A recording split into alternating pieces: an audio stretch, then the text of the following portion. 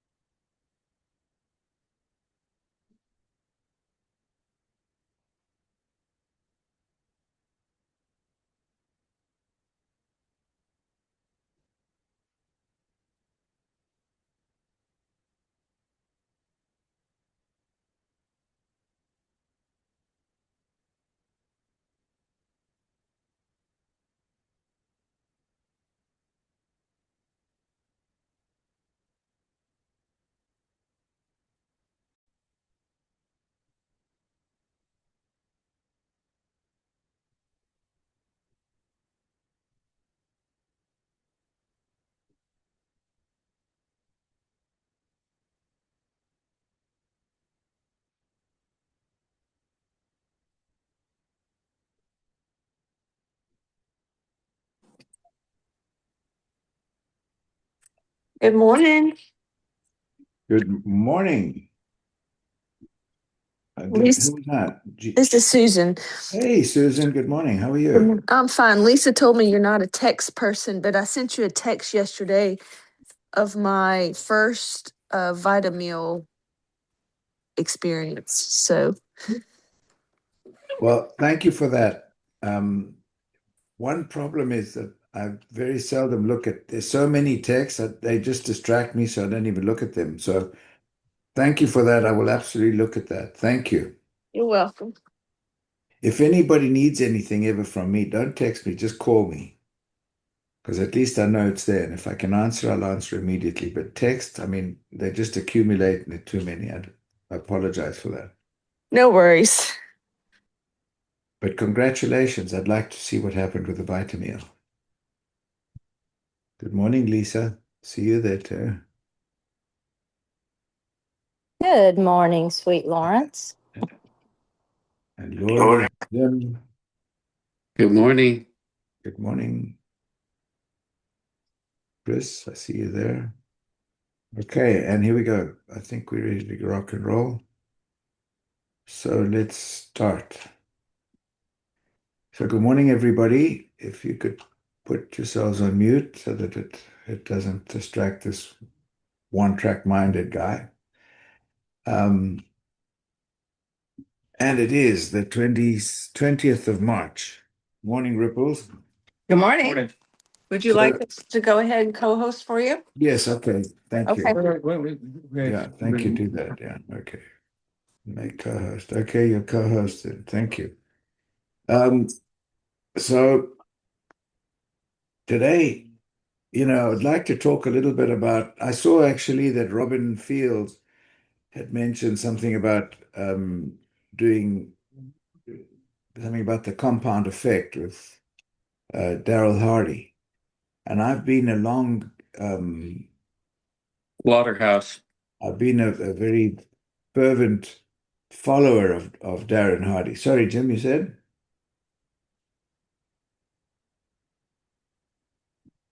The slaughterhouse of failure is not in my destiny. I will persist until I succeed. Or the slaughterhouse of failure is in my destiny if I quit. Thank you, sir. There's the mantra. There it is. Thank you. So that's Augmandino modified a little bit. So I've always talked about the compound effect because I've had the view that, it's better to work towards a big goal, even if it takes time, rather than having, you know, um, small compensations of finance. Rather, let's look for the big goal. So what I thought I'd do today is I'm going to show you something first. Is a little, I love the School of Hard Knocks. It's on, I think, Instagram or Facebook. And the person is, I think he's really, really good.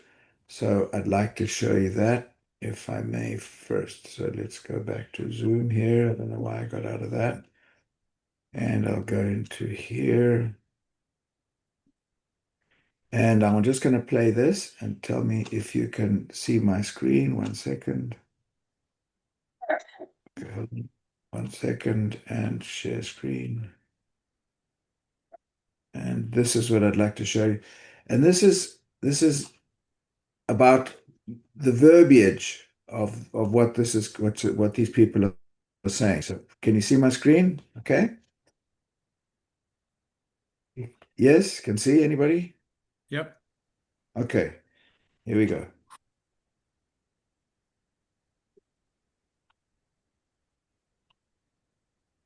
No sound.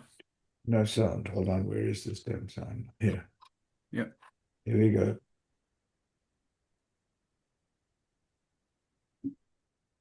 Many billions of dollars. Yeah.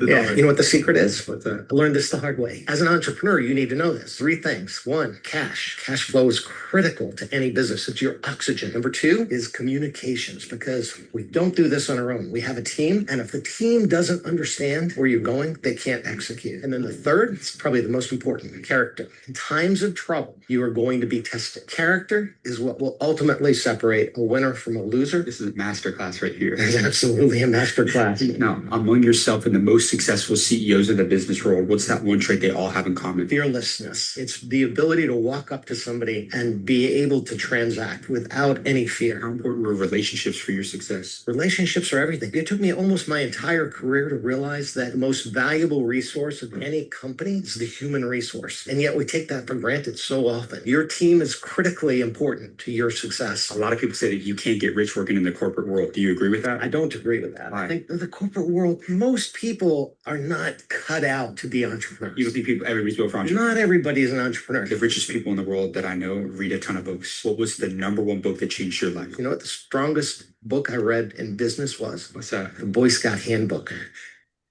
Sounds crazy. I'm an Eagle Scout. You know Are you any? Yeah, that's right. That's Are you right. an Eagle? No. I made it to life. But go back to the Boy Scout Handbook. A scout is, and I know you know this, trustworthy, loyal, helpful, friendly, courteous, kind, obedient, cheerful, thrifty, brave, clean, reverent. And if you think about those principles, those elements of scouting will serve you well as a leader, whether you're an entrepreneur or running a multi-billion-dollar corporation. Yeah. It absolutely works. You got amazing advice, my friend. Hey, I connect with all the billionaires I interview. Could I get your contact? Oh, yeah. Okay. What's the Okay. So I wanted to play that because that was a person that sold 7-Eleven, and it takes years to build a business. And we're looking at the long term. So the next thing I'd like to show you or talk about actually is the story of Honda. Let me come to that a second and get my notes out here. Here we go. So, so basically what we're talking about, Jenny, I'm going to come to the Honda in a second, but the thing is, don't be afraid to ask for advice, for help, for guidance.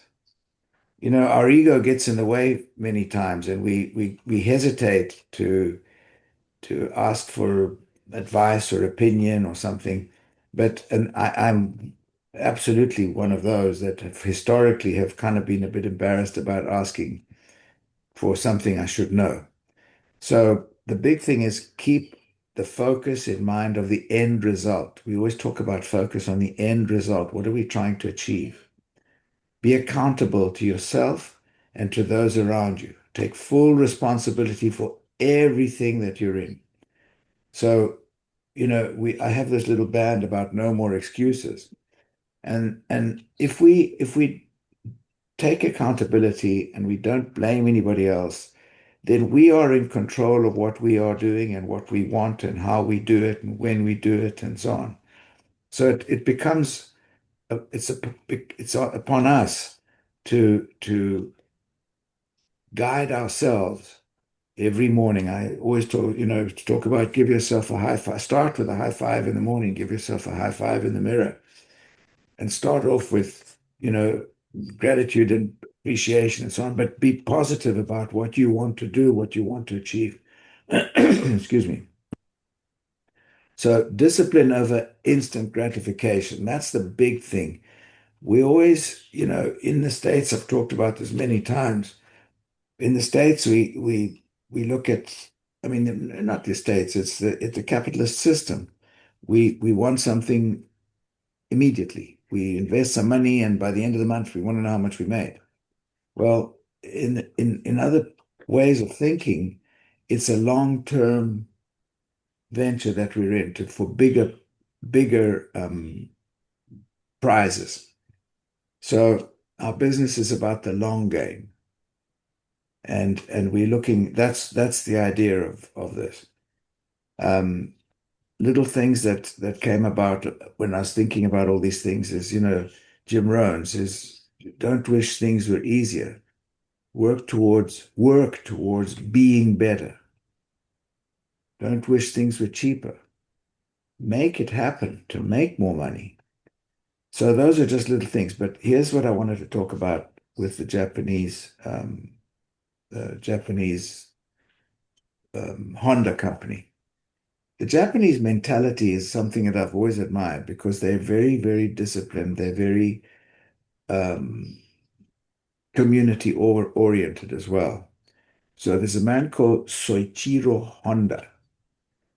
And after the Second World War, he was, Japan was a mess, but he had a vision. He wanted to build an affordable, reliable transportation for everyday people.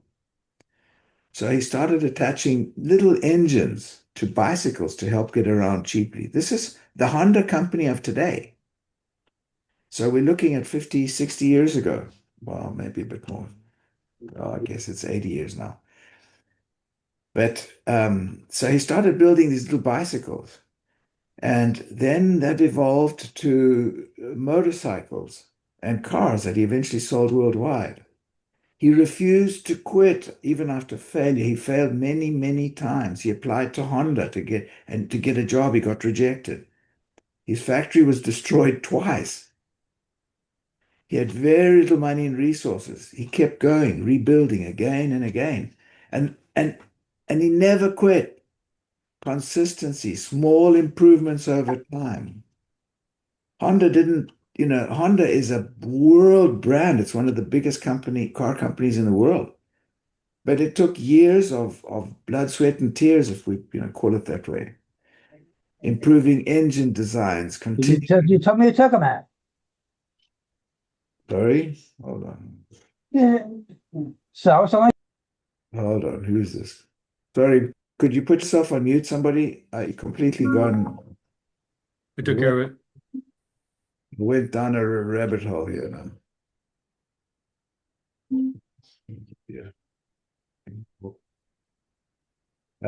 So what I'm saying is that you've got to be very, very focused on what it is you want, because we're going to be lots and lots of hiccups on the way. And it's the long-term mindset. That's the point I want to make today. It's a long-term mindset. So I'd like to show you something here, and I'm going to share my screen. So let's go back into here and share my screen. And this is what I want to show you. This is what the actual mindset is all about. I hope I get the right one. Can you see my screen? Can you see what it says here on just to help a spreadsheet? Yes. Okay. So this is the real compound effect in action. And I want to show you this really clearly because this is what it's really all about. So this is the story of the penny.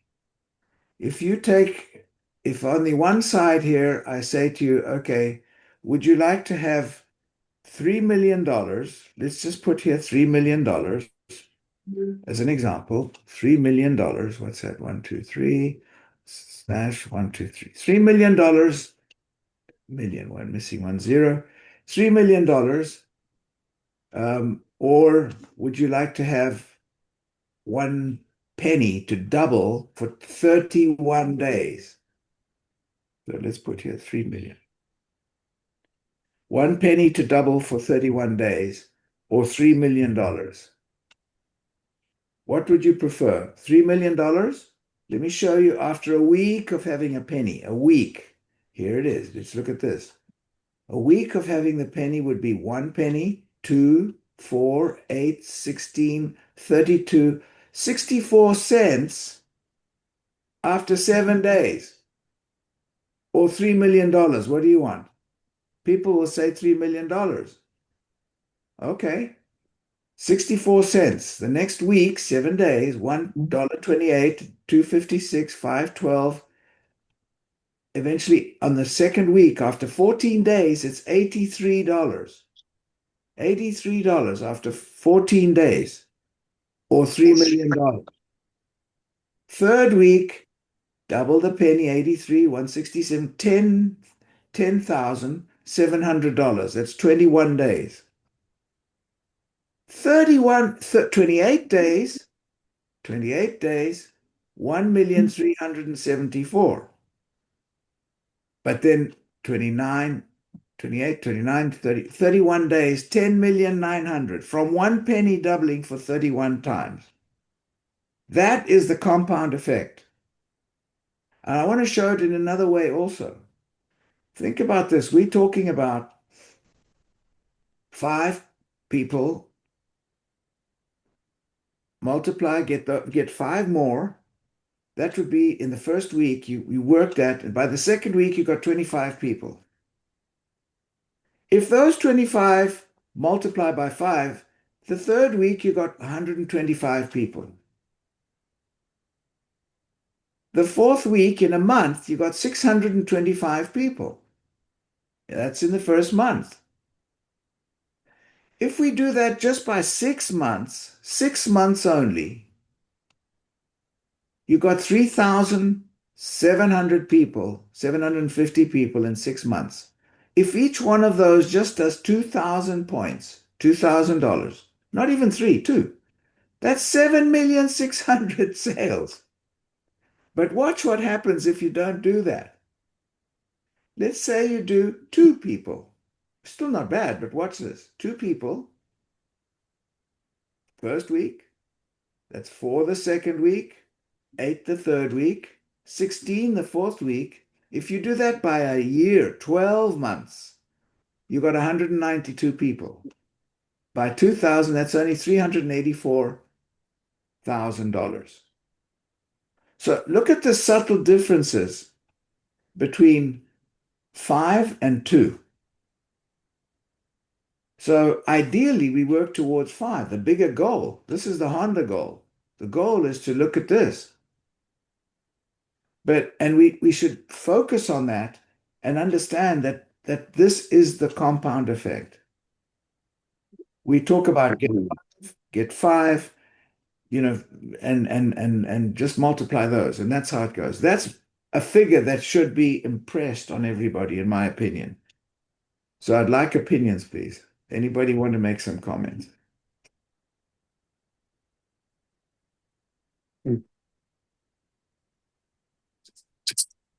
Hi, Well, Lawrence.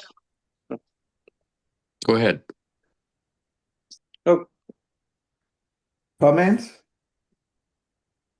Go ahead. You had a couple of people going to answer. okay. No, hi. I think this is wonderful.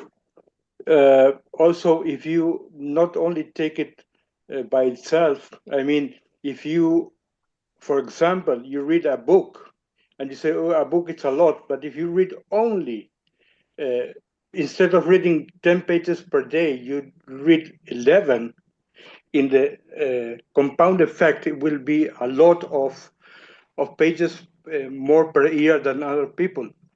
Also, if you making phone calls, if you do one more each day, you will have 300 more calls than the other people. So the compound effect is, I love it because it's doing little changes in the activity.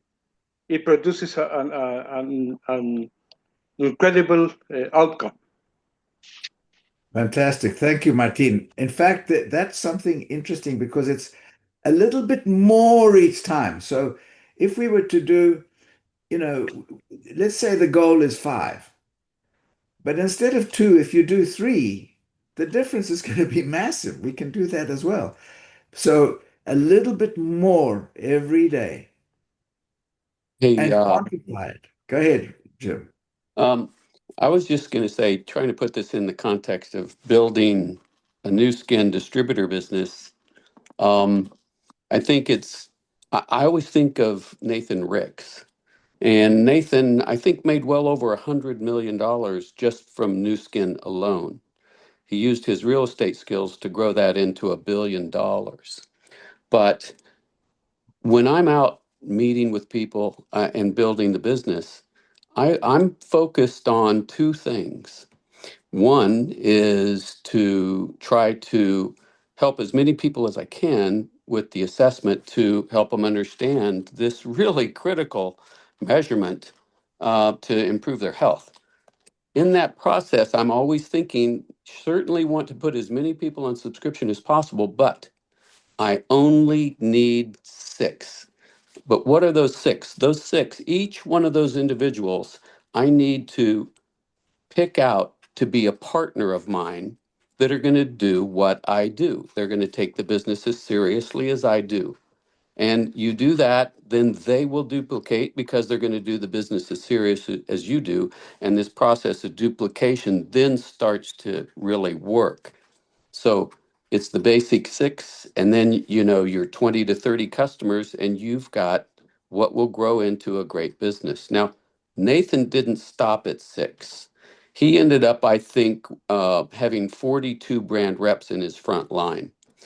But, the fact of the matter is, how many of us are going to quit bringing in new people? Once you find someone even better than you, you're going to want them on your front line. So more than 6 is not bad, but all you really need are those 6. With depth. Correct. But that's what Because, I'm saying. yeah. Those 6 have to meet that criteria of being equally as business oriented and wanting to grow a business as you are. Then they will duplicate. And in their duplication, they'll do the very same thing. They're going to find those 6 serious people. Now, there's only 8 billion people in this world. So we have a limited number to work with. You're right. Thanks, Jim. Actually, on what you've said, I want to also comment something. Thanks to where we are with the prism. This week, I've been to 3 different hospitals doing assessment with the prism, scanning the doctors and the nurses and so on.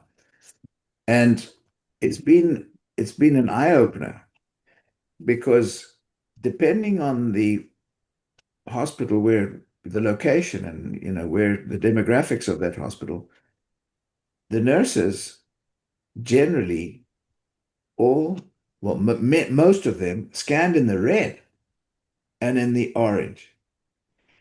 But I was able to I was able to make a challenge or create a challenge by departments to say, well, the people that came from the department of, for example, anesthesiology, the four nurses that came from there were actually higher than the department that is in the ER. And they, oh, really? Yeah. So I said, okay, we're going to make a competition. So here we go. You've all got your scores. You all know where we are. So I'd like you all to look at getting some kind of supplement. It's $3 a day. But in 90 days, I'm going to come back and scan everybody and see how we do. But we're going to make this into a competition. So that little prism is an incredible valuable tool. Incredibly valuable because we made it fun. It was a fun day of scanning people, comparing, and then the others would bring another one. And what did you score? And what did I score? And what did they? And it was a fun day of having people engaged in their health. And in each one, I would say, have you got kids? Yeah. How old are they? 7 and 9. Okay. So how do you incentivize them to eat well? Well, that's been a problem. Right. Well, here's a solution. So remember that we are solving people's problems. We're not just trying to sell anything. We want people to buy rather than us sell. It's a big difference. And the multiplication of this is key to what we're doing. And it's this compound effect. There it is. There are the numbers. I had them on the screen there. And it's you start with just a little bit and then multiply that. And make it fun. Make teams.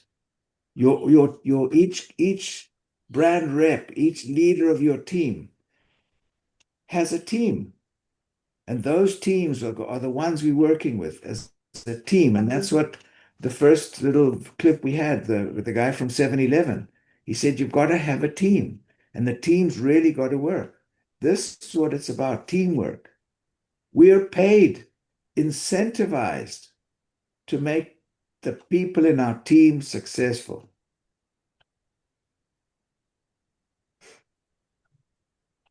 Anybody?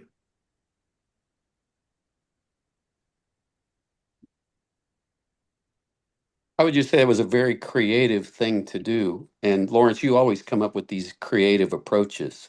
That'll take a little work, but my gosh, imagine the numbers of people that are involved, and that after 60 days, you will have totally opened their eyes. Thank you. That's, this is one thing that's important. And I was saying to the nurses on the airplane, the flight attendant tells you to put oxygen on you first before your kids. And I used to think that was asinine. It's ridiculous. No, it's not. It's absolutely fundamental. If you don't help yourself first, how the hell are you going to help anybody else? And that's part of also feeling the self-esteem. I say about the pains that we have. I'm saying pains is money, it's time, it's stress, it's self-esteem. If you feel good about yourself, you're going to keep improving. If you feel bad, you're just going to go down, down. So try and think about that as well. You got to feel good. That rubs off. Lisa, good morning. I like how you gamify it too, right? And create these goals and try to overachieve yourself. Like I learned that in golf. The person I'm trying to beat is myself last time. Yeah, exactly. Right? Yeah. And just as a by the way, it's not about me, but every time somebody scanned really low, which was most of the time, they said, well, I don't think that machine is correct. And I left their information, I put my finger on it, and I'm at 890. And they said, oh, what do you do? I said, I'm telling you, this is how you do it. This is how you do it. I'm trying to show you. Oh, well, okay, sign me up. That was the first thing. Yeah, and you just touched on something too that I love about the new scanner. You can do an open scan. You're not putting any information in there. You're just hitting next scan. So it doesn't know who it is. It's completely agnostic. It's simply measuring. Exactly. You know, Lawrence, with the new Prism, this little guy, Yeah. I was going to the dentist this morning and my wife, Donna, said, be sure and take your scanner, you know. Yeah. So it's hooked on my hip in a tiny little carrying case. And I scanned the dentist, I scanned a shadowing student in school, and also the med tech, all three. Fantastic. Mine's And actually all three have an interest, you know. yes. Lisa, thank you. Good thing. I was going to show you my key ring. Here it is. Mine's on my key ring. Here. Here's my car key. This And is the there's famous Mike Cook carrying case. yeah, there it is. The Mike Cook carrying case. Lisa And Malone, yes, ma'am. the purple goes for the people that have the purple scanners. That's right. The first 300. That's right. We're right there with the 300 Greeks that, no, never mind. Lisa, you had your hand up. Good morning. Good morning, everyone. Good morning, Lawrence. Just really great comments. So I didn't want to interrupt. But the compound effect, that book, I just wanted to digress to something you said, Lawrence, by Darren Hardy. And that book to me, well, there's two. And they were the first two that Scott recommended. And he recommended it when you're starting out in this business. And of course, I've been here 5 years. But I found them to be very valuable. That was the business of the 21st century, just because he talks about what we're doing every day in that book. But the compound effect for me is really relative to this call and what you do, Lawrence, because it's about our own personal mindset, our own personal self-development. Because honestly, and I love all these ideas and, you know, the business model and then how we can, you know, bring on more people. But if we won't attract them, if we don't work on our own mindset. And so I got a lot out of that book. I just finished it, The Compound Effect. Every chapter had amazing pearls to me for personal development. So I highly recommend, if you have a highly motivated entrepreneur, and have them read that book. I mean, I'd love to see us do, you know, rotating, to me, on those two books, just rotating classes. Start one, finish it, start it, because the wisdom is invaluable, timeless. So they both have helped me a lot. Just wanted to share that. And it goes into your call, Lawrence. Thank you. I'll comment on that as well, Lisa. I mean, that it really hit home with me when I read that book a few years ago. But I also plugged it into the mindset of this business. And I heard a great example of this the other day.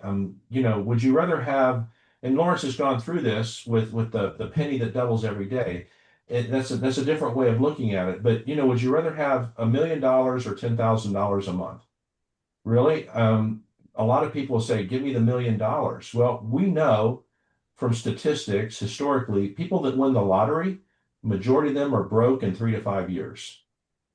The money's gone. They have a pile of money, they go through it. But when you have a river of money, even though it's smaller per month than $1 million, it's going to be there tomorrow. It's going to be there next month. It's going to be there next year. So would you rather have $1 million or 10,000 a month? And there's no reason to limit yourself with 10,000 a month based upon what we've been talking about.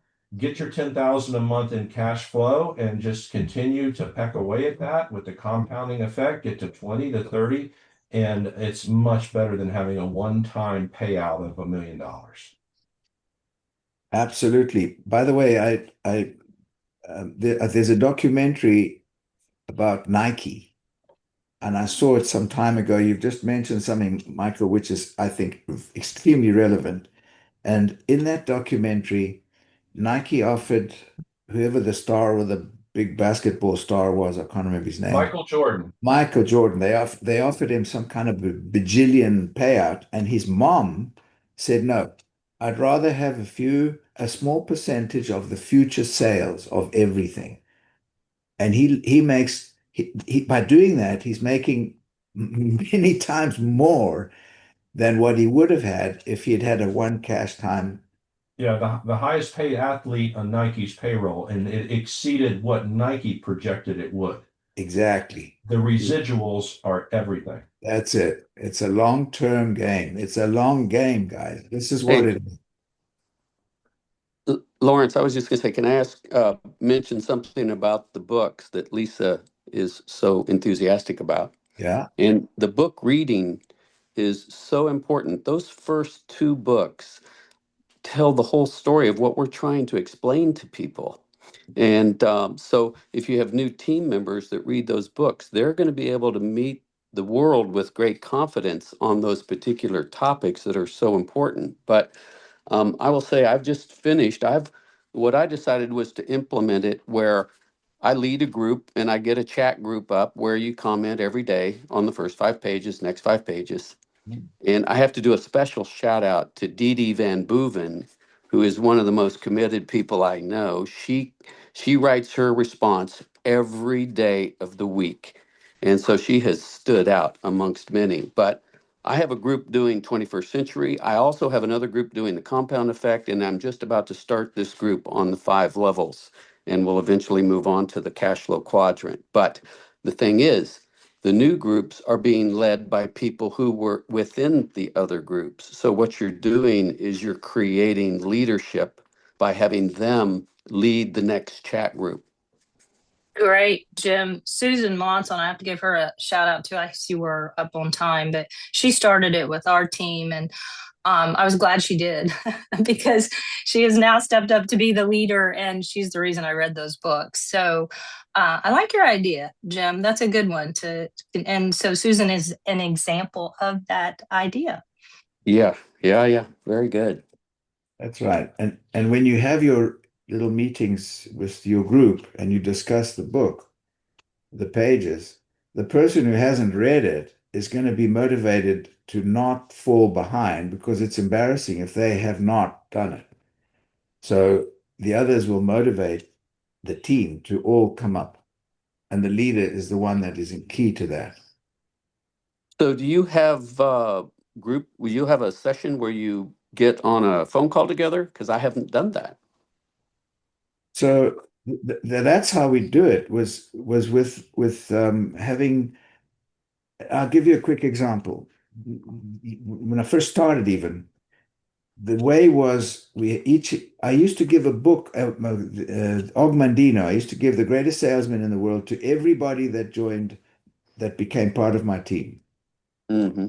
Ogmandino, and we'd start reading that, and then we'd discuss it and say, okay, what did you get out of it? Discuss in your own words. And people that it brings people out of their shell to be able to express themselves in a way where everybody is on the same level. And there's no guru there. It's just a question of let's discuss what we've read. And by doing that, it unites the team a little bit more. And it's discussing the book. And it's by a Zoom call or by a phone, by Yeah. community. I'm going to have to overlay that over what we do. The one thing I like about where you answer 3 questions every day is it actually disciplines people to be committed to a daily task. Yes. And it's one easy task that takes 15 minutes. Mm-hmm. But it creates that consistency. Gee, the biggest word in our business, right? Absolutely. Okay. We're on time here. I'm here if anybody wants, but I'm respectful of everybody else's time in case you've got to go anywhere. Anybody else got any comments about anything?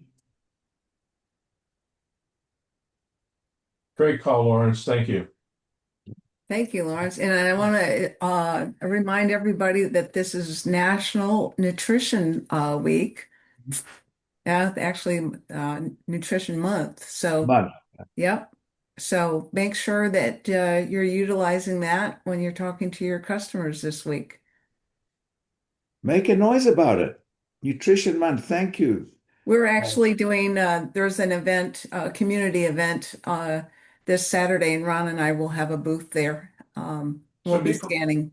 So be provocative with it. Hey, do you know this is National Preventative Disease Month? Well, what do you mean by that? Well, it's Nutrition Month, #1 cause of preventable disease. That's good. Brilliant. That's where you get curiosity. Great minds thinking together and putting something together. Good job. Excellent. Be provocative about the Nutrition Month. Yeah. preventive medicine. How do you mean? Brilliant. Maybe get a little poster for each month that we're going to do something and put preventive medicine in that too.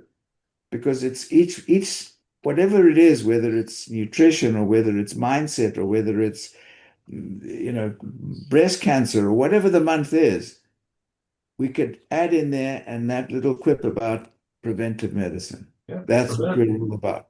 Preventable disease month. There you go. There you go. Every month is a preventable disease month. There you go. Voila.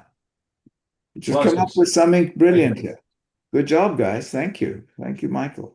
Thank you, Carol, Jim, Lisa. Thanks, everybody. Thank you, Lawrence. Thank you, Lawrence. Thank you, Anybody Lawrence. got anything else? Okay. If not, then thanks, guys. Have a good weekend. And don't forget to invite people for the fly-in. It's April 30th. 30th, May 1st and 2nd. April the 30th. Yeah. April the 30th, May 1 and 2. Thanks, guys. Blessings to everybody. Have a good weekend. Thank you, Hopefully. Lawrence. Thank you, Lawrence. Thank you, Lawrence. Take care. Stay warm. Bye-bye. Take care. Bye-bye. Thank you, everyone.